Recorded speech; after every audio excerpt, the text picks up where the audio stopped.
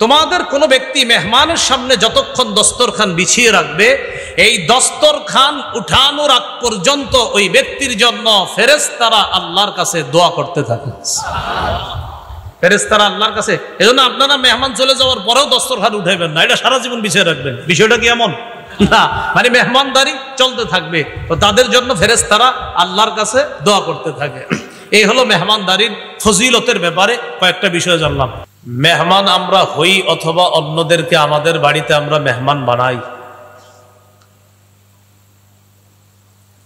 এই মেহমান যাদেরকে বানাই অথবা অন্যের বাড়িতে মেহমান হই, এটা সুন্নাহ মোতাবেক হয় কিনা এই বিষয়ে অন্যান্য দিকে অনেক সচেতন মুসলমানরা এখানে অসচেতনতার পরিচয় দেয়। বর্ষার সিজনে যদি মেহমান হয়,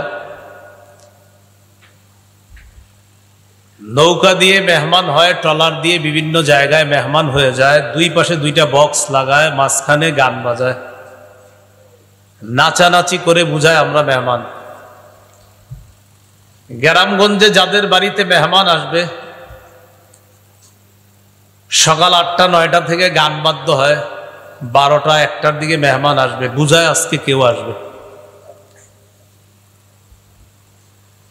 ঘটনাচক্রে এই বছরের কোরবানি বা গত কয়েক বছর, আরো সামনে কয়েক বছর হবে, এই কোরবানি ঈদ কেন্দ্র করে গোস্ত খাওয়া আর আম কাঁঠালের মেহমানদারি একসাথে হয়ে যাচ্ছে।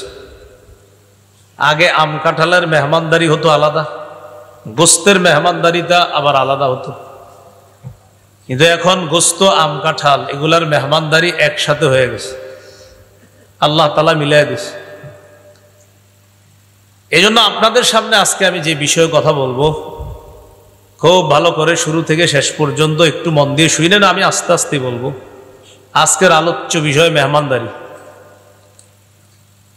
মেহমানদারি সম্পর্কে 8টি কথা ভালো করে মনে রাখবেন। 1 নম্বর, ইব্রাহিম আলাইহিস সালাতু ওয়াস সালামের মেহমানদারি। 2 নম্বর, রাসূলুল্লাহ সাল্লাল্লাহু আলাইহি সাল্লামের মেহমানদারি। 3 নম্বর, সাহাবায়ে কেরামের মেহমানদারি। 4 নম্বর, মেহমানদারির গুরুত্ব। 5 নম্বর, মেহমানদারির ফজিলত। 6 নম্বর, মেহমানদারির খাবারে বরকত। 7 নম্বর, মেজবানের করণীয় কি কি। 8 নম্বর, মেহমানের করণীয় কি কি। মনোযোগ সহকারে শুনলে আশা করি কাজ হবে। এর মধ্যে একটা আবদার আপনাদেরকে জানাই, আহলে কোরআন যারা, তাদের সম্পর্ক একটু জানতে চেয়েছিল। এই ব্যাপারে গত বছর প্রায় 5-6 মাসের মতো টানা আলোচনা করছি শুধু আহলে কোরআন নিয়ে। আহলে কোরআনদেরকে বিশেষ করে তারা 2 জনকে নিশানা বানিয়েছিল, একজন পুরুষ সাহাবী আর একজন মহিলা সাহাবিয়া। পুরুষ সাহাবী আবু হুরায়রা রাদিয়াল্লাহু তাআলা, মহিলা সাহাবিয়া আম্মাজান আয়েশা সিদ্দিকা রাদিয়াল্লাহু তাআলা আনহা। এই 2 জনকে তারা খুব ভালোভাবে নিশানা বানাইছিল। আম্মাজানের উপরে অপবাদ দিতে লাগলো, এত ছোট বয়সে তার বিয়ে হলো কেন। আর আবু হুরায়রা রাদিয়াল্লাহু তাআলা আনহুর ব্যাপারে বলা শুরু করলো, 3 বছর নবীর ছাত্র হয়ে এত হাদিস কিভাবে বললো। তো এই ব্যাপারে আপনারা দেখবেন পাট পাট করে প্রত্যেকটা বিষয় আলোচনা আছে। তো আলোচনাগুলো আলাদা শুনলে মজা পাবেন খুব। আহলে কোরআন সম্পর্কে শুধু কি কোরআন মানবো না হাদিস মানবো, এটার আলাদা আলোচনা আছে। আবু হুরায়রারে যারা কথা বলছিল, আবু হুরায়রাকে নিয়ে আমার শুধু একটা আলোচনা আছে, পুরা বয়ান। আম্মাজান আয়েশা সিদ্দিকাকে নিয়ে পুরো আলাদা একটা আলোচনা। এরপর আলহামদুলিল্লাহ তাদের মুখ বন্ধ হয়ে গেছে। তারা একটা অভিযোগ করেছিল, লিখিত হাদিস মানা যাবে না। কি হাদিস? দলিল দিয়েছিল লিখিত হাদিস দিয়ে, লিখিত হাদিস মানা যাবে না। দলিল দিছে কি হাদিস দিয়ে? তো লিখিত হাদিস না মানা যাবে না। তারা কিন্তু বুঝে নাই যে লিখিত হাদিস যে মানা যাবে না, এটার দলিল লিখিত হাদিস দিয়ে দিছে, এটা কখনো এরা বলে নাই। আর একটা হাদিস পেশ করছিল মুসলিমের, সহিহ মুসলিম থেকে। ওই হাদিসে রাসূল সাল্লাল্লাহু আলাইহি সাল্লাম হাদিস লিখতে নিষেধ করছে, আসলে এরকম একটা হাদিস আছে। তো ওই হাদিস দিয়ে দলিল দিছে যে নবী হাদিস লিখতে নিষেধ করছে, তোমরা কেন এরকম লিখিত হাদিস দিয়ে দলিল দাও? তো সেখানে আলোচনা আছে আমার লিখিত হাদিস মানা যাবে কিনা। তো নবীর নিষেধাজ্ঞা ছিল শুরুর যুগে, আল্লাহর কোরআন আর নবীর কথা যেন একসাথে সাহাবীরা গোলায়া না ফেলে, তাই শুরুর দিকে নবী নিষেধ করেছেন হাদিস লেখো না। পরবর্তীতে রাসূল সাল্লাল্লাহু আলাইহি সাল্লাম অনুমতি দিয়েছেন হাদিস লেখো। শুধু তাই না, নবী তার এক সাহাবীকে বলেছেন এখান থেকে যা বের হয় সব সত্য কথা লেখো তুমি। নবী তার মুখ দেখিয়ে বলেছিলেন এখান থেকে যা বের হয় সব সত্য কথা তুমি লেখো। তো লেখো না এটা নিষেধ করেছিলেন কেন? কোরআন আর হাদিস যেন সাহাবীরা মিলায় না ফেলে। যখন কোরআন সুন্নাহর পার্থক্য সাহাবীরা বুঝেছেন তখন থেকে নবীজি বলেছেন হাদিস লেখো। তো মজার বিষয়টা হলো তারা দলিল দিয়েছে মুসলিমের হাদিস দিয়া যে হাদিস মানা যাবে না, লিখিত হাদিস। কোন কিতাবের বলেন তো? তো মুসলিমের হাদিসটা কি হাওয়ায় ভাসতেছে না লিখিত? তো এটাও তো লিখিত হাদিস দিয়ে দলিল। লিখিত হাদিস মানা যাবে না, দলিল দিল সহিহ মুসলিম থেকে। খালি মনে রাখবেন, এই পয়েন্টটা মনে রাখলে এরা আপনারা আটকাইতে পারবে না। এখন আবার বক্তব্য পাল্টায় ফেলছে, এদের যারা গুরু ওই গুরুরা আমার নাম নিয়ে আলোচনা করছে এক জায়গায়। বুঝছি যে ধরা খাইছে, এই জন্য আর জানেন তো আমি কাউরে অ্যাটাক করে কথা বলি না, এই জন্য আমার বলবে এই সুযোগও নেই। কথা হলো পারলে দলিল খণ্ডন করেন, দলিল তো খণ্ডন করা যাবে না ইনশাআল্লাহ বিইজনিল্লাহি তাআলা। তো লিখিত হাদিস মানা যাবে না, দলিল কোন কিতাবের হাদিস? তো এটা কি মুসলিম শরীফে হাওয়ায় ভাসতেছে না লিখিত? এই তো দলিল তো লিখিত হাদিস দিয়ে দিল। তো তাদের কথা দিয়ে তাদেরকে দলিল দেওয়া যায়। আল্লাহ আমাদেরকে বুঝার তৌফিক দান করেন। আসল কথাই শুরু করি না এখনো, মেহমানদারি এটা হলো আলোচ্য বিষয়। হুজুর বলছে একটু একটু বলতে, তাই একটু একটু সামান্য কিছু বললাম। এই পয়েন্টগুলো খালি মনে রাখবেন, ইনশাল্লাহ আর কিছু হবে না। মেহমানদারির বিষয়ে যে 8টা কথা, এগুলো একটু মন দিয়া শুনেন। 1 নাম্বার, মেহমানদারি ইব্রাহিম নবীর সুন্নত। সূরা জারিয়াতের 24 থেকে 27 নম্বর আয়াতে আল্লাহ তাআলা বলেন, হাল আতাকা হাদিসু দাইফি ইব্রাহিম আল মুকরামিন। নবী আপনার কাছে কি ইব্রাহিম নবীর সম্মানিত মেহমানদের বৃত্তান্ত এসেছে? ইদ দাখালু আলাইহি, যখন ইব্রাহিম নবীর মেহমানগণ ইব্রাহিম নবীর কাছে প্রবেশ করলেন। ক্বালু সালামা, তারা ইব্রাহিম নবীকে বললেন সালামা, সালাম। ক্বালা সালাম, ইব্রাহিম নবী জবাবেও বললেন সালাম। তারা শান্তির দোয়া করলেন, ইব্রাহিম নবী পাল্টা শান্তির দোয়া করলেন। কওমুম মুনকারুন, মনে মনে বললেন এরা তো অপরিচিত মানুষ। আর অপরিচিত মানুষদেরকে ইব্রাহিম নবী মেহমানদারি করতেন। ফারাগা ইলা আহলিহি, দ্রুত ইব্রাহিম নবী তার পরিবারের কাছে গেলেন।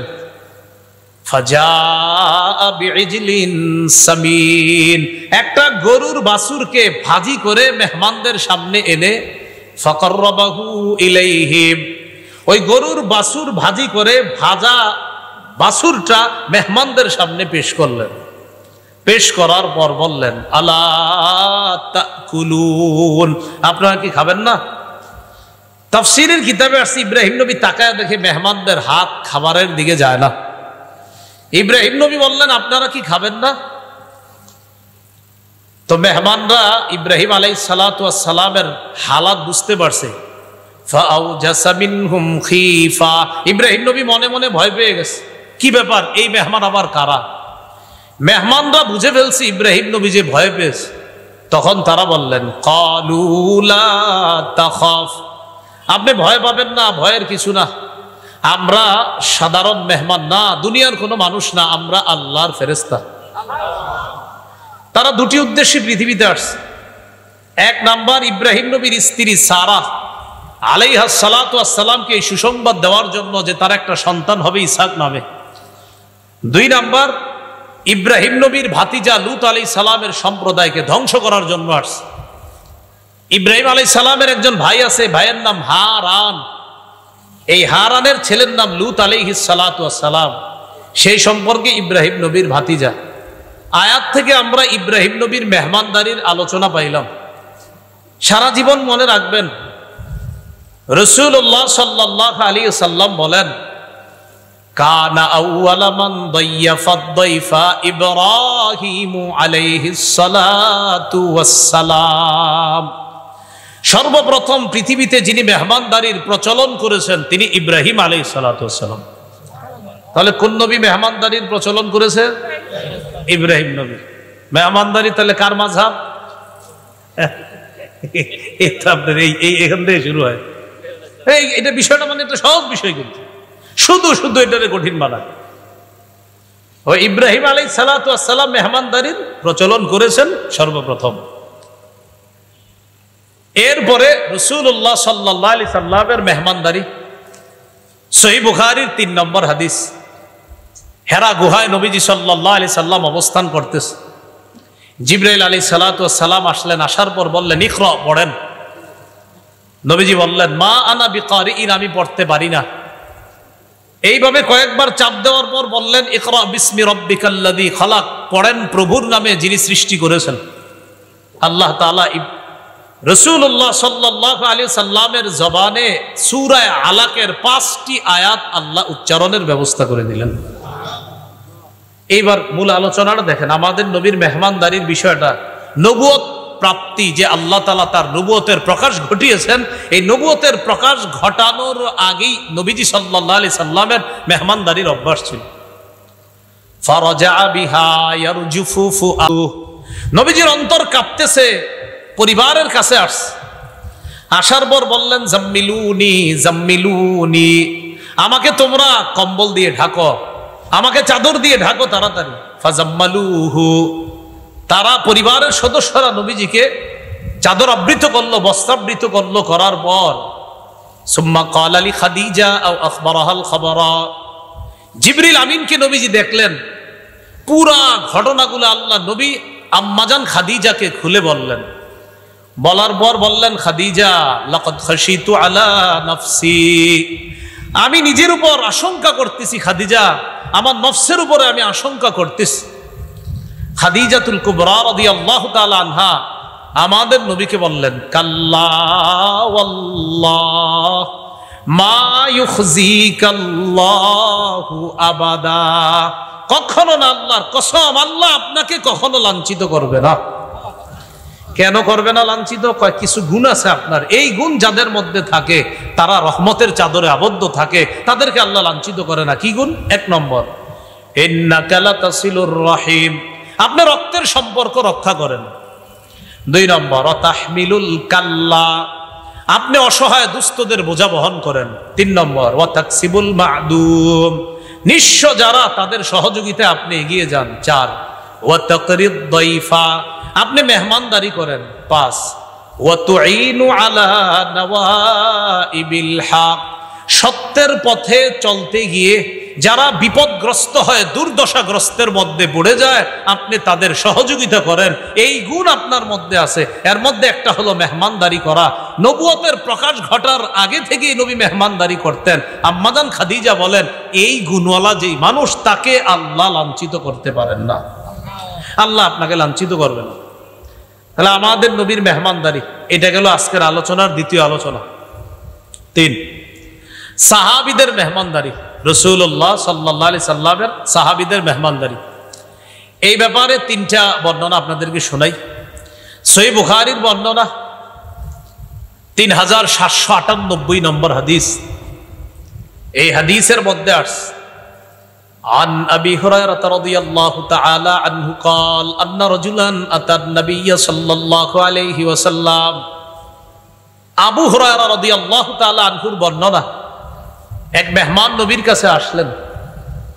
আসার পর ফাবাআথা ইলা নিসাইহি, রাসূলুল্লাহ সাল্লাল্লাহু আলাইহি সাল্লাম তার স্ত্রীদের কাছে খবর পাঠাইলেন ঘরে মেহমানদারি করার মতো কোনো খাবার আছে কিনা, এই কথা জানার জন্য সব বিবিদের ঘরে খবর পাঠাইলেন। ফাকুলনা মা ইনদানা ইল্লাল মা, সব বিবিরা খবর পাঠাইলেন আমাদের সবার ঘরে পানি ছাড়া আর কিচ্ছু নাই। সমস্ত বিবিদের ঘরে পানি আছে, আর কিচ্ছু নাই। তো নবীজিরা আয়েশা সংবাদ জানাইছে হুজুর পানি ছাড়া আর কিচ্ছু নাই। নবীজি তখন একটা ঘোষণা করলেন মাইয়াজুম্মু হাদা আও ইউদিফু হাযা, তোমাদের মধ্যে কে আছে আমার এই মেহমানকে মেহমানদারি করবা? ফাকালা রাজুলুম মিনাল আনসার আনা ইয়া রাসূলুল্লাহ, এক আনসারি সাহাবী দাঁড়িয়ে বললেন, হুজুর আমি আছি, আমি আপনার মেহমানকে মেহমানদারি করব। মুহাদ্দিসিনে কেরামের অনেকে লিখেছেন এই আনসারি সাহাবী দ্বারা যিনি উদ্দেশ্য তিনি হলেন আবু তালহা রাদিয়াল্লাহু তাআলা। বলেন তো একজন আনসারি, হাদিসে আসছে একজন আনসারি। মুহাদ্দিসিনে কেরাম এই হাদিসে এক ব্যক্তি দ্বারা কারে উদ্দেশ্য করেন? আবু তালহা। তো আবু তালহা রাদিয়াল্লাহু তাআলা আনহু দাঁড়িয়ে বললেন, হুজুর আমি আপনার মেহমানকে মেহমানদারি করব। ফানতালাকা বিহি ইলা ইমরাআতিহি, মেহমানকে নিয়ে তার বিবির কাছে গেছে। যাওয়ার পর বিবিকে বললেন, আকরিমি দাইফা রাসূলিল্লাহি সাল্লাল্লাহু আলাইহি ওয়াসাল্লাম, নবীর মেহমানকে তুমি সম্মান করো। আল্লাহ রসুলের মেহমান বাসায় নিয়ে আসছি, এটা কিন্তু সাধারণ মেহমান না, আল্লাহর নবীর মেহমান, কথাটা মাথায় রাখবা, যথাযথ সম্মান করতে হবে। বিবি বললেন, এটা আপনি কি করলেন? কয় কেন? মা ইনদানা ইল্লা কুতু সিবিয়ানি ওয়া ফি রিওয়ায়া ইল্লা কুতু সিবিয়ানিনা ওয়া ফি রিওয়ায়া ইল্লা কুতু সিবিয়ান। সর্বনাশ, ঘরে তো বাচ্চাদের রাতের খাবার ছাড়া আর কিছু নেই। আবু তালহা রাদিয়াল্লাহু তাআলা আন তার স্ত্রীকে তিনটা কথা বললেন, কয় যা হওয়ার হয়েছে চুপচাপ শোনো। এক নাম্বার, হাইয়্যি তুআমাক, বাচ্চাদের খাবারগুলাই তুমি তৈরি করো, ওইটাই মেহমানের সামনে দিন। দুই নাম্বার, ওয়াদাবিমি সিবিয়ানাক, বাচ্চাগুলোরে ঘুম পাড়ায় দাও, যেমনে পারো ঘুম পাড়াও। তিন নাম্বার, ওয়াকফি সিরাজাক, বাতিটা নিভায় দিবা। বাচ্চা ঘুম পাড়ায় দিবা, খাবার প্রস্তুত করো, বাতি নিভিয়ে দিবা। তো প্রথমে বাতি জ্বালাইছে, জ্বালানোর পর এদিক দিয়ে বাচ্চাদেরকে ঘুম পাড়াইছে। হাদিসে আসছে হাইয়াত তুআমাহা ওয়া নাওয়ামাস সিবিয়ানাহা ওয়া আসলাহাত সিরাজাহা, বাচ্চাদেরকে ঘুম পাড়াইছে, খাবার প্রস্তুত করছে, বাতি প্রথমে জ্বালাইছে। জ্বালানোর পর সুম্মা কামাত কান্নাহা তাসলিহু সিরাজাহা ফাআতফাআতহু, বিবি বাতিটারে ঠিক করার অজুহাতে কি করছে? বাতিটা একটু গুতাগুতি করতেছে, হয় না আপনার, এর ঠিক করবে, এই করতে গিয়ে বাতিটা কৌশলে নিভিয়ে দিছে। এখন আর বাতি জ্বলে না, আসলে জ্বালায় না। তো হাদিসে যে বাক্যটা আসছে এটা আপনাদেরকে আমি শোনাই কি আসছে, ফাজআলা ইউরিয়ানিহি আন্নাহুমা ইয়াকুলান, স্বামী স্ত্রী দুইজন মেহমানকে বুঝাইতেছে আপনিও খান আমরাও খাইতেছি। অন্ধকার, মেহমান খাইতেছে, এদিক দিয়ে স্বামী স্ত্রী দুইজন বুঝাইতেছে আপনিও খান আমরাও খাইতেছি। তারাও খাওয়ার অভিনয় করতেছে। বাতি কিন্তু জ্বলবে না, কারণ বাতি জ্বলবে কেমনে? বাতি তো ইচ্ছা করে জ্বালাইতেছে না। তো মেহমানদারির পর্ব শেষ, যা হবার হয়েছে। ফালাম্মা আসবাহা গাদা ইলা রাসূলিল্লাহি সাল্লাল্লাহু আলাইহি ওয়াসাল্লাম, সকালে নবীজির কাছে গেছে। যাওয়ার পর নবীজি সাহাবীর দিকে তাকায় বলে, লাকাদ আজিবাল্লাহ মিন সানিইকুমা বিদাইফিকুমা আল-লাইলা ওয়া ফি রিওয়ায়াতিন উখরা দাহিকা রাব্বুনা আল-লাইলা দাহিকাল্লাহু আল-লাইলা। কি ব্যাপার, তুমি আর তোমার বিবি গত রাতে মেহমানের সাথে কি করেছো? তোমাদের এই সুন্দর কর্মকাণ্ড আর মেহমানদারিতে আল্লাহ এত খুশি হয়েছে, খুশিতে আল্লাহ হেসে দিয়েছে। এ হলো সাহাবীদের মেহমানদারি। শুধু তাই না, আল্লাহ কোরআন আয়াত নাজিল করছে সূরা হাশরের 9 নম্বর আয়াত, ওয়ায়ুসিরুনা আলা আনফুসিহিম ওয়ালাউ কানা বিহিম খাসাসা।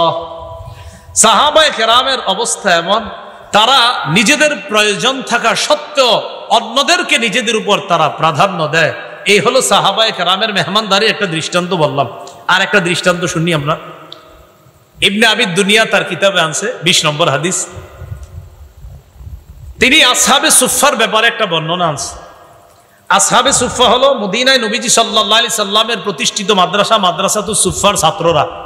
তাদেরকে আসহাবে সুফফা বা আহলুস সুফফা বলা হয়। মনে রাখতে হবে, আমাদের মক্কায় নবীজির প্রথম মাদ্রাসা প্রতিষ্ঠিত দারুল আরকাম, আর মদিনার মাদ্রাসাটা মাদ্রাসাতুস সুফফা। হজে উমরায় যারা গিয়েছেন বা যারা যাবেন ইনশাআল্লাহ, মসজিদে নববীর এক সাইডে দেখবেন পিতলের কালারের শিকল দিয়ে একটা জায়গা সুন্দর করে একটু ঘেরাও করা আছে। এটাই হলো সেই মাদ্রাসাতুস সুফফা। এখানেই সাহাবায়ে কেরামকে আল্লাহ রাসূল সাল্লাল্লাহু আলাইহি সাল্লাম ক্লাস করাইতেন। ওই মাদ্রাসারই ছাত্র আবু হুরায়রা রাদিয়াল্লাহু তাআলা। তো তিনি মুহাম্মদ ইবনে সিরিন থেকে একটা বর্ণনা, সেই বর্ণনা আসছে, কানা আহলুস সুফফাতি ইযা আমসাও নবীজির ছাত্ররা আহলুস সুফা আবা আসহাবে সুফাবাসী তারা যখন রাত হইতো ফানতালাকার রাজুলু বির-রাজুল ওয়ার-রাজুলু বির-রাজুলাইন ওয়ার-রাজুলু বিল-খামসা। এক সাহাবী একজন ছাত্রকে বাসায় নিয়ে যেতেন, কোন সাহাবী দুইজনকে বাসায় নিয়ে যেতেন, কোন সাহাবী পাঁচজন ছাত্র বাসায় নিয়ে যেতেন, কোন সাহাবী একজন রে, কোন জন দুইজনকে। আপনারা যেমন লজিং খাওয়ান না, লজিং জায়গির, তো কোন সাহাবী একজনকে বাসায় নিয়ে যেতেন, কেউ আবার দুইজনকে, কেউ আবার পাঁচজনকে। ও আম্মা সাদ ইবনে উবাদা ফাকানা ইয়ানতালিকু বিসামানিনা কুল্লা লাইলা। নবীর সাহাবী সাদ ইবনে উবাদা প্রতি রাতে 80 জন সাহাবীকে মেহমানদারি করতেন। কয়জন? এগুলো সাহাবীর মেহমানদারির দ্বিতীয় দৃষ্টান্ত। আর একটা দৃষ্টান্ত ইবনে আবি দুনিয়া 49 নম্বর হাদিসে আনছে তার কিতাবে। ইবনে ওমর রাদিয়াল্লাহু আনহুমার বক্তব্য, আন আব্দুল্লাহ ইবনে ওমর রাদিয়াল্লাহু তাআলা আনহুমা আহাব্বুত তাআমি ইলাল্লাহ মা কাসুরাত আলাইহিল আইদি। যেই খাবারের মধ্যে সবচেয়ে বেশি হাত পড়ে এই খাবার আল্লাহর কাছে সবচেয়ে পছন্দনীয়। অর্থাৎ যেই খাবারে মেহমান বেশি হয় ওই খাবার আল্লাহর কাছে সবচেয়ে পছন্দনীয়। এইগুলো আলোচনার 3 নম্বর আলোচনা। 1 নম্বর মেহমানদারি কোন নবীর সুন্নত, 2 নম্বর আমাদের নবীর সুন্নত, 3 নম্বর সাহাবায়ে কেরামের সুন্নত। 4 মেহমানদারির গুরুত্ব। এই ব্যাপারে আপনাদেরকে কিছু বর্ণনা শোনাই। মেহমানদারির গুরুত্ব সম্পর্কে শুধুমাত্র কয়েকটি হাদিস আমরা শুনলে বুঝে আসবে মেহমানদারির কি পরিমাণ গুরুত্ব। সহিহ বুখারীর 6475 নম্বর হাদিস। এই হাদিসের মধ্যে আসছে قال رسول الله صلى الله عليه وسلم من كان يؤمن بالله واليوم الآخر। রাসূলুল্লাহ সাল্লাল্লাহু আলাইহি সাল্লাম বলেন যে আল্লাহ বিশ্বাস করে, আখিরাত বিশ্বাস করে, ফালইউকরিম দাইফা, সেজন্য মেহমানকে সম্মান করে। লম্বা হাদিস, হাদিসের সর্বশেষ বাক্যটা ফালইউকরিম দাইফা। যে ব্যক্তি আল্লাহ বিশ্বাস করে, আখিরাত বিশ্বাস করে, সেজন্য মেহমানকে সম্মান করে। তাহলে আল্লাহ বিশ্বাস করে, আখিরাত বিশ্বাস করে, নবী বলেন সে যেন মেহমানকে সম্মান করে। এটা হাদিস এতটুকুই গুরুত্ব বুঝে আসে যে ঈমান মানে মেহমানকে সম্মান করা, এটা একজন মুমিনের ঈমানের পরিচয়। মেহমানকে সম্মান করা এটা কিসের পরিচয়? ঈমানের। আরেকটি হাদিস শুনি, সহিহ বুখারীর 1975 নম্বর হাদিস। 1975 বাংলাদেশ স্বাধীন হয়েছে কয় সালে? 1971। আর এই হাদিস নাম্বারটা 1975। এইভাবে বললাম যাতে একটু মনে থাকে আপনাদের। তো যাই হোক, এই হাদিসের মধ্যে আসছে রাসূলুল্লাহ সাল্লাল্লাহু আলাইহি সাল্লামের একজন সাহাবী নাম আব্দুল্লাহ ইবনে আমর ইবনুল আস রাদিয়াল্লাহু আনহুমা। তিনি কি করতেন? প্রতি রাত খালি তাহাজ্জুদ পড়তেন আর প্রতিদিন নফল রোজা রাখতেন। নবীজির কাছে তার ব্যাপারে অভিযোগ গেল, বিবির কোনো খোঁজ রাখে না আর সারাদিন শুধু নফল রোজা রাখে, সন্তানাদিকে কোথায়, পরিবারের তেমন খোঁজ খবর রাখে না। নবীজি ডাকলেন, এদিকে আসো। ডাকার পর বললেন, কি ব্যাপার? আমার কাছে এই সংবাদ আসছে, আন্নাকা তাকুমুল লাইলা ওয়া তাসুমুন নাহার, তুমি সারা রাত নফল পড়ো আর সারাদিন নাকি রোজা রাখো, কথা সত্য? জি হুজুর, আসলেই সত্যি কথা, আমি খালি রাতের বেলা নামাজ পড়ি, দিনের বেলা রোজা রাখি। নবীজি বললেন, আজকে থেকে এটা করবা না। নবী কিছু কথা বললেন, আমরা সবাই মনে রাখবো কথাগুলো। নবীজি বললেন, সুম ওয়া আফতির ওয়া কুম ওয়া নাম। রাসূলুল্লাহ সাল্লাল্লাহু আলাইহি সাল্লাম বললেন, সুম মাঝে মাঝে নফল রোজা রাখো, ও আফতির মাঝে মাঝে নফল রোজা রাখো না, ওয়াকুম রাতের কিছু অংশে তাহাজ্জুদ পড়ো, অনাম কিছু অংশে ঘুমাইবা। এর মানে নফল রোজা মাঝে মাঝে রাখবা, মাঝে মাঝে রাখবা না। রাতের বেলা কিছু অংশ ঘুমাইবা, কিছু অংশ তাহাজ্জুদের নামাজ পড়বা। রাসূলুল্লাহ সাল্লাল্লাহু আলাইহি ওয়াসাল্লাম এই হাদিসের মধ্যে নবীজি সাল্লাল্লাহু আলাইহি সাল্লাম বলেন, শোনো, ইন্নালি জাসাদিকা আলাইকা হাক্কা, তোমার শরীরের উপর তোমার হক আছে। ওয়ালি আইনিকা আলাইকা হাক্কা, তোমার চোখের উপর তোমার হক আছে। ওয়ালি জাওজাতিকা আলাইকা হাক্কা, তোমার বিবির উপর তোমার হক আছে। ওয়ালি জাউরিকা আলাইকা হাক্কা, তোমার মেহমানের উপর তোমার হক আছে। তুমি যদি সারাদিন নফল রোজা রাখো, মেহমানের হকটা আদায় করবে কে? মেহমানের মেহমানদারি করতে গেলে, মেহমান আগের যুগে আপনার আরবের মেহমানরা আপনার এটা তো সাধারণত আপনার মেহমান, ইন্না লিল্লাহি ওয়া ইন্না ইলাইহি রাজিউন, আল্লাহ সহজ করে দেন। সবাই ইস্তেগফার করি, আস্তাগফিরুল্লাহ আস্তাগফিরুল্লাহ আস্তাগফিরুল্লাহ আস্তাগফিরুল্লাহ আস্তাগফিরুল্লাহ আস্তাগফিরুল্লাহ, দিল থেকে ইস্তেগফার করি, আল্লাহ সহজ করে দেবেন ইনশাআল্লাহ। আস্তাগফিরুল্লাহ আস্তাগফিরুল্লাহ আস্তাগফিরুল্লাহ আল্লাযী লা ইলাহা ইল্লা হুয়াল হাইয়ুল কাইয়্যুম আতুবু ইলাইহি লা হাওলা ওয়া লা কুওয়াতা ইল্লা বিল্লাহ। আস্তাগফিরুল্লাহ আস্তাগফিরুল্লাহ। আলহামদুলিল্লাহ বলি সবাই। কোথায় ছিলাম? মাশাআল্লাহ। ওয়ালি যাওরিকা আলাইকা হাক্ক, তোমার মেহমানের উপর তোমার হক আছে।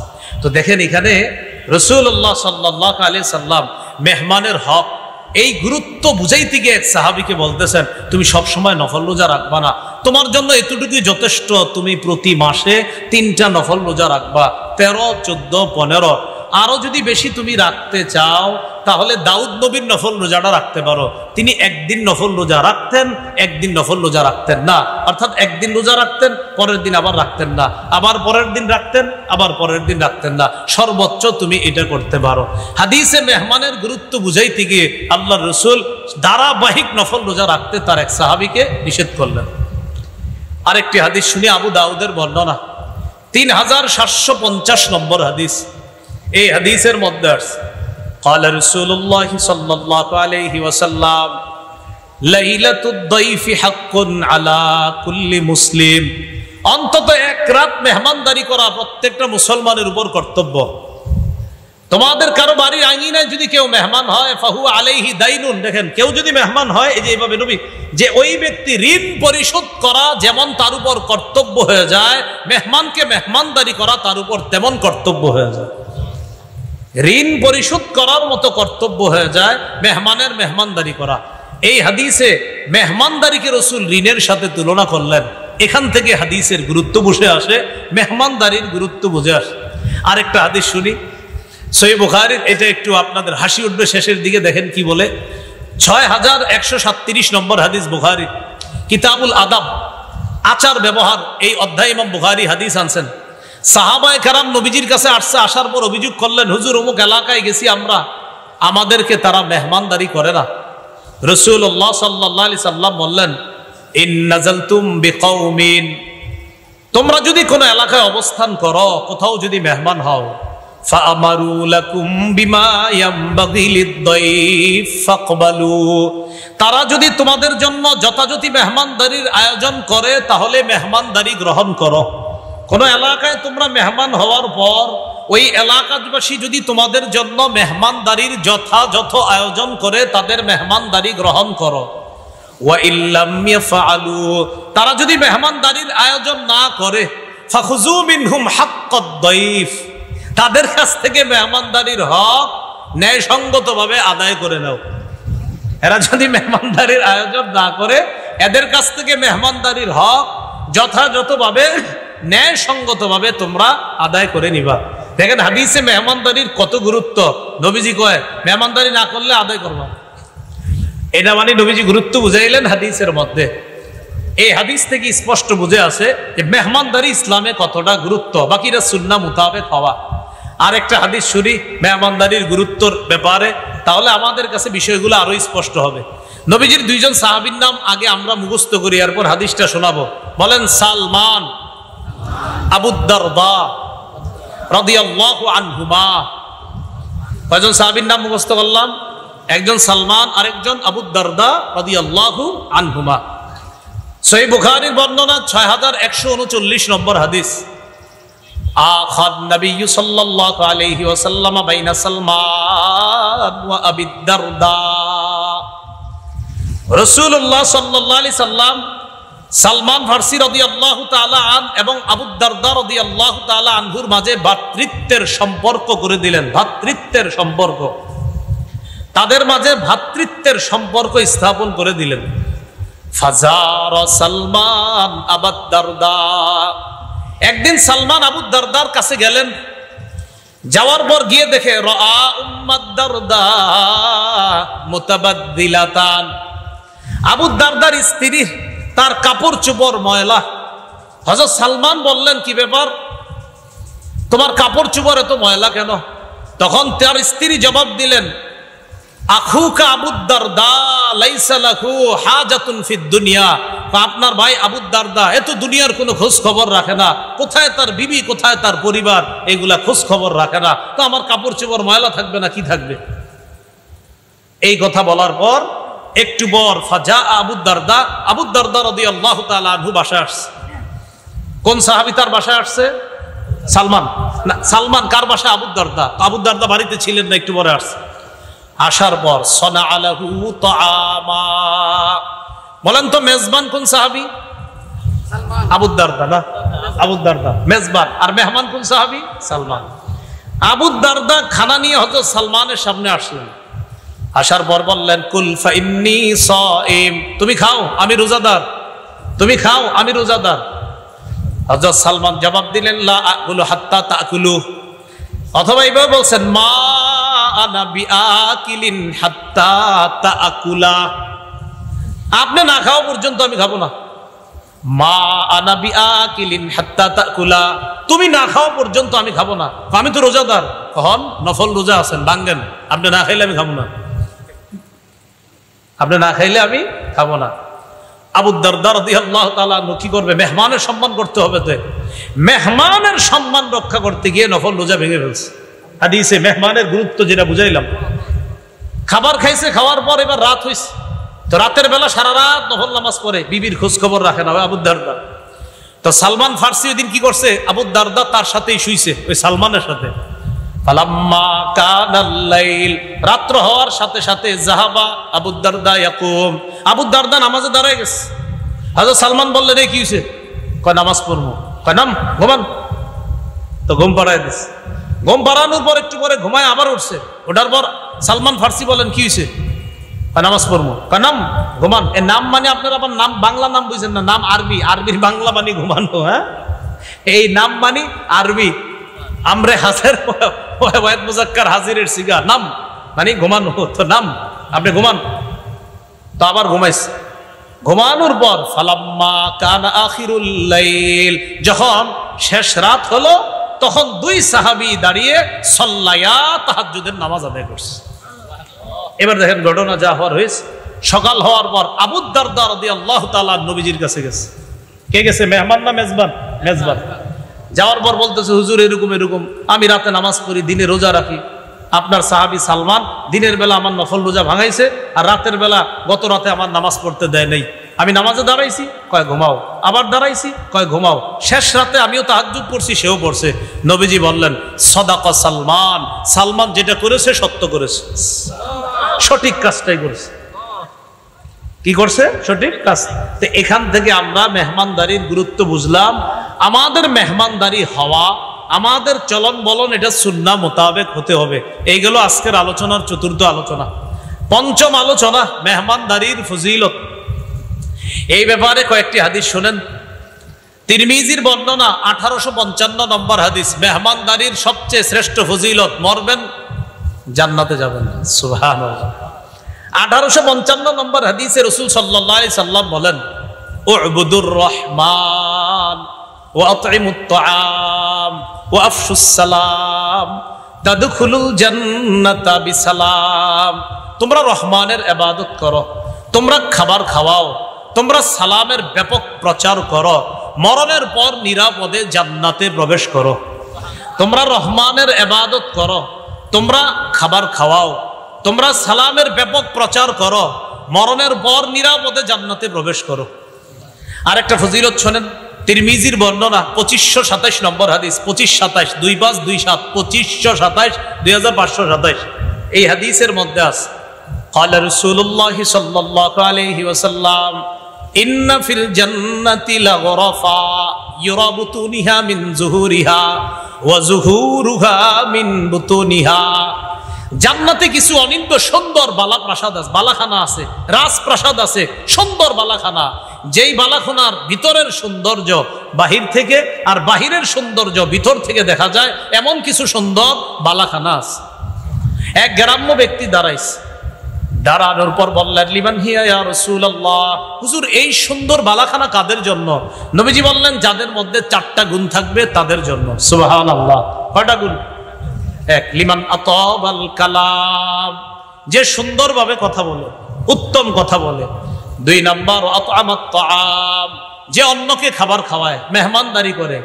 3 নাম্বার ওয়া আদামাস সিয়াম, যে প্রায় সময় নফল রোজা রাখে, মানে মাঝে মাঝে আর কি নফল রোজা রাখে।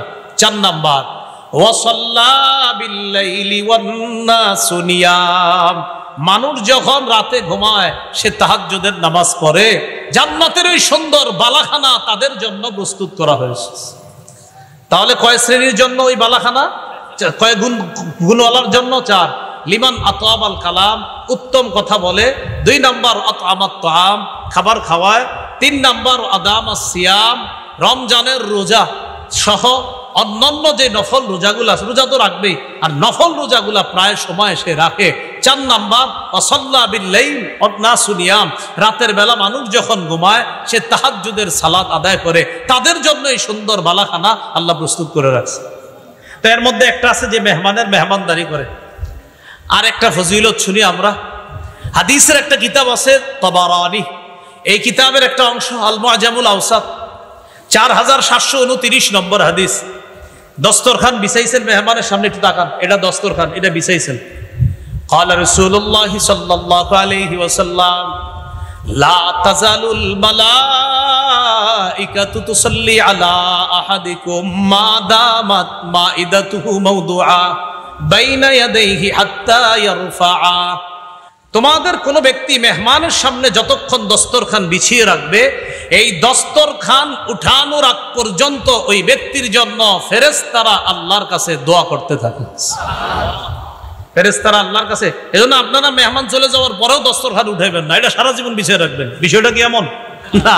মানে মেহমানদারি চলতে থাকবে, তো তাদের জন্য ফেরেশতারা আল্লাহর কাছে দোয়া করতে থাকে। এই হলো মেহমানদারির ফজিলতের ব্যাপারে কয়েকটা বিষয় জানলাম। তাহলে আমাদের আলোচ্য বিষয় হবে 8টা। কত নম্বর গেল? 5 ফজিলত। 6 নম্বর আলোচনা মেহমানদারির খাবার, বরকতি খাবার। এই হাদিসটি আপনারা একটু মন দিয়ে শোনেন, এটা দেখবেন আপনারা মানে পুরো অংশটা আশ্চর্য হবেন, একটু হাসি উঠবে। বলেন আব্দুর রহমান, আবু বকর। কয়জন সাহাবীর নাম জানলাম? 2 জন। বলেন রাদিয়াল্লাহু আনহুমা, সবাই বলেন। আব্দুর রহমান হলেন আবু বকর সিদ্দিক রাদিয়াল্লাহু তাআলা আনহুর ছেলে, আব্বা হলেন আবু বকর সিদ্দিক রাদিয়াল্লাহু তাআলা।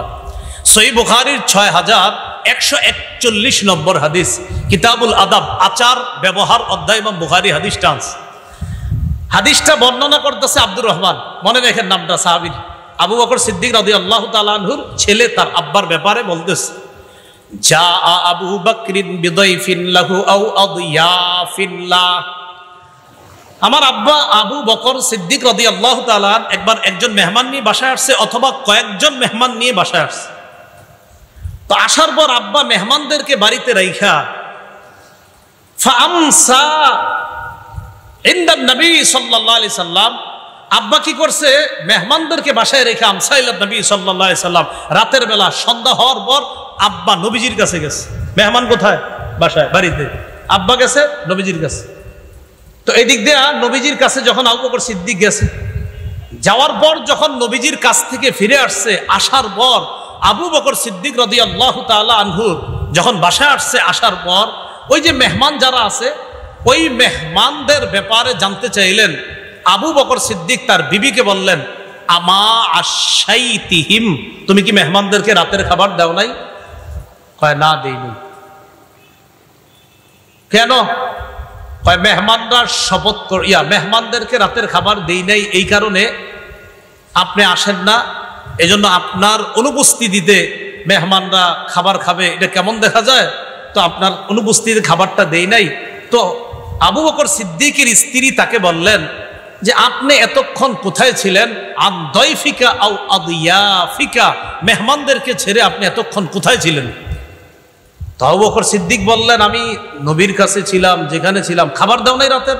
কয় না। হাদিসে আসছে ফাগাদিবা আবু বকরিন, এতক্ষণ হয়েছে খাবার না দেওয়ায় তিনি রাগ করলেন। ফাসাব্বা, বকাঝকা করলেন। ওয়াজাদ্দা, শুধু বকাঝকা না, তিনি এতটা রাগ করে ফেললেন, ওই মেহমান যারা আছে তাদের ব্যাপারে বকাঝকা করে, তাদের উপর রাগ করে আবু বকর সিদ্দিক বললেন, হালাফা লা ইয়াকুলু, শপথ করে বললেন, ধুর, আমি আজকে খাবো না। আবু বকর সিদ্দিক শপথ করে বললেন, আজকে খাবে না।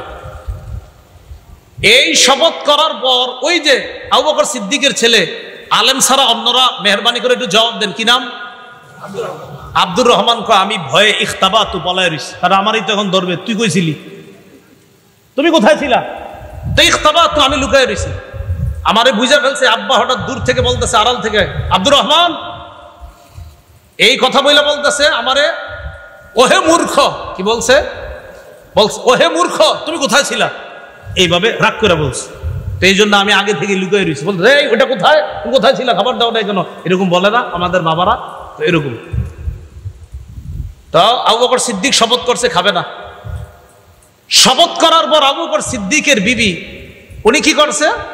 হালাফাতিল মারআতু আল্লাহ তাকুলা, উনিও শপথ করছে খাবে না। স্ত্রী শপথ করছে ঠিক আছে আমিও খাবো না। তো হাদিসের বর্ণনাটা এমন, আব্দুর রহমান বলেন করছে আল্লাহ তাতআমা হাত্তা ইয়াতআমা, আব্বা যতক্ষণ না খাবে আম্মাও খাবে না। মেহমানরা এই কথা শুই না হালাফু, হেরাও শপথ করছে খাবে না। এটা বুখারীর বর্ণনা 6141 নম্বর হাদিস। তো আবু বকর সিদ্দিক আয়েশা যখন শুনছে খাবার দিতে দেরি, শপথ করছে খাবো না। স্ত্রী শপথ করছে আমিও খাবো না।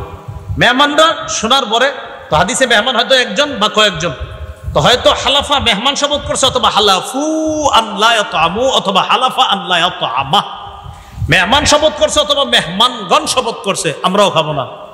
হাত্তা ইয়াতআমা, আবু বকর সিদ্দিক যতক্ষণ না খাবে আমরা খাবো না। তো বিবিও কয় স্বামী না খাইলে আমি খাবো না, মেহমানরা কয় আবু বকর সিদ্দিক রাদিয়াল্লাহু তাআলা না খাইলে আমি খাবো না। আবু বকর সিদ্দিক রাদিয়াল্লাহু তাআলা, আল্লাহু আকবার বলেন একবার। তিনি বললেন কান্না হাযা মিনাশ শায়তান, এই কর্মকাণ্ডগুলা শয়তানের পক্ষ থেকে হচ্ছে। আবু বকর সিদ্দিক বললেন এগুলা সব শয়তানের পক্ষ থেকে হচ্ছে। ফাদাবিল বিত্তাম, খাবার আনাইছে, খাবার আনো। ফাআকালা ওয়া আকালু, আবু বকর সিদ্দিক খাইলেন, মেহমানরাও খাইলেন। খাওয়ার এক পর্যায়ে তাকায়া দেখে কি রবা মিন আসফালিহা আকসারু মিনহা ফাজআলু, দেখেন কি আসছে আপনার, ফাজআলু, তারা সবাই লোকমা নিয়ে নিয়ে খাবার খাইতেছিল। তো ফাজআলু লা ইয়ারফাউনা লুকমাতান ইল্লা রবা মিন আসফালিহা আকসারু মিনহা, যতক্ষণ খালি লোকমা উঠায়, মেহমানদারির খাবারে যতক্ষণ লোকমা উঠাইতেছে ততক্ষণ ওই লোকমার নিচে খাবার আরো বাইরে যেতেছে। অথচ এখন শপথ করছে কেউ খাবে না। এই বরকতি খানার ব্যাপারে আবু বকর সিদ্দিক শপথ করছিলেন আমি খাবো না। স্ত্রী শপথ করছে, ভালো আছেন, আবু বকর সিদ্দিক রাদিয়াল্লাহু তাআলা আনহু শপথ করছে খাবে না, স্ত্রী শপথ করছে খাবে না, মেহমানরা শপথ করছে খাবে না। আবু বকর সিদ্দিক রাদিয়াল্লাহু তাআলা আনহু বলছেন গোটা বিষয়টা শয়তানের পক্ষ থেকে হইতেছে, খাবার আনো। খাবার আবু বকর সিদ্দিক খাওয়া শুরু করলেন, বিবিও খাইলেন। তা দেখেন মেহমানদের সম্মানে তিনি শপথ ভঙ্গ করলেন, তিনিও খাইলেন, মেহমানরা খাইলেন। শুধু খাইলেন এমন না, হাদিসে যে বিষয়টা আসছে ফাজআলু লা ইয়ারফাউনা লুকমাতান ইল্লা রাবা মিন আসফালিহা আকসারু মিনহা, যত লুকমা উঠায় লোকমার নিচে খাবার আরো বাড়ে। তো বলছিলাম মেহমানদারি না বরকতি খাবার, মেহমানদারি কি খাবার? বরকতি। এলো 6 নাম্বার। হুজুর আর 2টা আছে, 8টা কথা, তাহলে আর 2টা, কিন্তু রাত অনেক হয়ে গেছে, এই 2টা সংক্ষেপে হয়ে যাবে। 7 নাম্বার কথা হলো মেজবানের করণীয়। তার করণীয় মেজবান, মেহমান আসার পর মেজবান এগিয়ে গিয়ে তাকে স্বাগত জানাবে, সালাম দিবে, মুসাফা করবে। হাদিসে আসছে মা মিন মুসলিমাইনি ইয়ালতাকিয়ান ফায়াতাসাফাহান, 2 মুসলমান যখন সাক্ষাৎ করে মুসাফা করে ইল্লা গুফিরা লাহুমা ক্বাবলা আইয়াফতারিকা, তারা পৃথক হওয়ার আগে তাদের গুনাহগুলো মাফ হয়ে যায়। মেজবানের 2 নাম্বার করণীয় তাড়াতাড়ি মেহমানদারির আয়োজন করবে। আমার সাথে একটু সবাই বলতে হবে, বলেন পৃথিবীতে 5টি কাজ তাড়াতাড়ি করা উচিত, কর্তব্য। 1 মেহমানদারি করা, 2 মৃত ব্যক্তিকে দ্রুত দাফন করা, 3 কুমারী মেয়েকে দ্রুত বিয়ের ব্যবস্থা করা, 4 ঋণ পরিশোধ করা, 5 গুনাহ থেকে দ্রুত তওবা করা। তাহলে কয়টা কাজ দ্রুত করতে হবে? 5টা। 1 নম্বর মেহমানদারি করা, 2 নম্বর মৃত ব্যক্তিকে দ্রুত দাফন করা, 3 নম্বর কুমারী মেয়ের দ্রুত বিয়ের ব্যবস্থা করা, 4 নম্বর ঋণ থাকলে দ্রুত পরিশোধ করা, 5 নাম্বার গুনাহ থেকে নগদ তওবা করা। তাহলে মেজবানের 2 নাম্বার করণীয় দ্রুত মেহমানদারির আয়োজন করা, এটা হলো তার 2 নাম্বার করণীয়। মেহমানের করণীয় হলো মেহমান মেজবানের বাসায় অসময়ে আসবে না, বরং এমন সময়ে আসতে হবে আগে থেকে তারে জানায়া দিতে হবে, অথবা এমন সময় আসবে যে সময় আসার পরে মেজবানরা তার জন্য খাবার প্রস্তুত করতে পারে, এমন সময় আসতে হবে। সূরা আহজাবে আল্লাহ বলেছেন লা তাদখুলু বুয়ুতান নবী, নবীর ঘরে প্রবেশ করবা না। নবীজি তার ওলিমায় সাহাবীদেরকে দাওয়াত দিয়েছিলেন, তো আল্লাহ বলছেন নবীর ঘরে প্রবেশ করবা না, ইল্লা আইয়ুজানা লাকুম ইলা তাআম, হ্যাঁ তবে যদি অনুমতি দেওয়া হয় খাবারের তাহলে প্রবেশ করবা। এলো মেহমানের 1 নাম্বার করণীয়, অসময়ে আসবে না, বরং এমন ভাবে আসতে হবে যেন মেজবানের কষ্ট না হয়। 2 নাম্বার করণীয়, মেহমান কোনো খাবারের দোষ ধরবে না। মা আবা রাসূলুল্লাহ সাল্লাল্লাহু আলাইহি সাল্লাম তাআমান কত্তু, রাসূলুল্লাহ সাল্লাল্লাহু আলাইহি সাল্লাম কোনো খাবারের দোষ ধরতেন না। ইনিশতাহাহু আকালা ওয়া ইন কারিহাহু তারাকা, ভালো লাগলে খাইতেন, না লাগলে খাইতেন না, কিন্তু বলতেন না এটা খারাপ, এরকম দোষ ধরতেন না। এটা হলো মেহমানের আরেকটা করণীয়। 3, মেহমান মেজবানকে কষ্ট দিবে না, এই কাজটা মনে রাখা দরকার। রাসূলুল্লাহ সাল্লাল্লাহু আলাইহি সাল্লাম বলেন লা ইয়াহিল্লু লিমুসলিমিন আইয়ুকিমা ইনদা আখিহি, কোন ব্যক্তি মুসলমানের জন্য বৈধ নয় সে তার ভাইয়ের কাছে এমন ভাবে থাকা শুরু করে হাত্তা ইউসিমা, যে মেজবানকে কষ্ট দেয়। সাহাবীরা প্রশ্ন করলেন কাইফা ইউসিমু, হুজুর কষ্ট দেওয়ার মানে কি? নবীজি বললেন আইয়ুকিমা ইনদা আখিহি, তার ভাইয়ের কাছে এমন ভাবে অবস্থান করে লা শাইআ লাহু ইউকাররিবুহু বিহি, যে আর কিছুই থাকে না দেওয়ার মতো। কথার কথা, ওলামায়ে কেরাম কোনো মাহফিলে আসলে, যেমন হুজুরে আসছে, আমি আসছি, আরো যারা আছে, তখন তাদেরকে কোথাও নিয়ে হয়তো মেহমানদারি করা হয়। মেহমানদারি করানোর সময় হুজুরের সাথে সাক্ষাৎ করার জন্য অনেকে আসেন, এটা খারাপ না, এটা ভালো। কিন্তু দেখেন ওনারে মেহমানদারি করার জন্য যেখানে নিয়ে যায়, হয়তো তারা 10 জনের মেহমানদারি মাথায় রেখে আয়োজনটা করে, কিন্তু গিয়ে ঢুকছেন 30 জন। কয়জন? হ্যাঁ, এই বিষয়গুলো ভাই মাথায় রাখা। মেহমান যেই ঘরে গেছে হয়তো তারা আয়োজন করছে 10 জন, এটাই স্বাভাবিক। 30 জনের তো আয়োজন করে না নিশ্চিত। ওই বেচারা কি করে, তখন লজ্জায় বলতেও পারে না যান, চানাচুর দেয়, কমলা দেয়, আনার দেয়, আঙ্গুর দেয়, যেন এগুলো খায়া তুইলা যায় অন্যরা, না যাবো না আমরা। ভাই বিষয়গুলা মাথায় রাখা। এজন্য হুজুর যার সাথে মুসাফা করতে যান উনিও তো বলবে না চলে যান, কারণ উনি এখানে মেহমান, উনি তো এই কথা আপনাদেরকে বলতে পারে না। আবার মেজবানও বলতে পারতেছে না যে দেখেন 10 জনের মেহমানদারির আয়োজন আছে, বাকি 20 জন চলে যান, বেচারাও বলতে পারে না। এটা আমাদের আকল খাটাইতে হবে, এই বিষয়গুলো যেন না হয়। ভাই আমরা এগুলো মনে রাখবো কিন্তু ইনশাল্লাহ। তো মাহফিল সাধারণত কেন্দ্র করে দেখা যায় কোনো বড় আলেম বা বড় হক্কানি পীর সাহেব আসলে আমরা অনেকে তাদের দোয়া নেওয়ার জন্য অনেকে যাই, যাওয়ার পরে আমরা দোয়া নিলাম, দোয়া চাইলাম, চলে আসলাম। তো এই বিষয়টা মাথায় রাখা যে হয়তো আপনার ভারী খাবারের আয়োজনটা এটা এতজনের জন্য করা হয় নাই, এই বিষয়গুলো আমরা মাথায় রাখা। এই কথাগুলো মাথায় থাকবে তো ইনশাল্লাহ। তো এটা মেহমানের একটা করণীয়। সর্বশেষ মেহমান দোয়া করবে আফতারা ইনদাকুমুস সাইমুন, হ্যাঁ, আকালা ইনদাকুমুল আবরার ওয়া আফতারা ইনদাকুমুস সাইমুন, পুরাটা দরকার নেই সাল্লাত আলাইকুমুল মালাইকা, শুধু একটু বাংলায় বলবেন তোমাদের খাবার, বলেন তোমাদের খাবার ভালো মানুষরা গ্রহণ করুক। এই দোয়াটা করতে পারবেন না ইনশাআল্লাহ? এরপর আর বলেন আল্লাহ এই মেজবানের খাবারে বরকত দেন, মেজবানকে মাফ করে দেন। এতটুকু বলা যাবে তো ইনশাআল্লাহ? সহিহ মুসলিমে আছে, আরবিটা হলো আল্লাহুম্মা বারিক লাহুম ওয়া ফিমা রাযাকতাহুম ওয়াগফির লাহুম, আল্লাহ তাদেরকে মাফ করে দেন, তাদের রিজিকে বরকত দান করেন। আপনারা বাংলায় বলবেন আল্লাহ তাদের ঘরের খাবার যেন ভালো মানুষ রাখায়। আর হাদিসেও আছে, নবীজি বলেছেন লা ইয়াকুলু তাআমাকা ইল্লা তাকিয়ুন, তোমার খাবার নেককাররা ছাড়া যেন অন্যরা না খায়। এই 8টি কথা বললাম মেহমানদারি সম্পর্কে।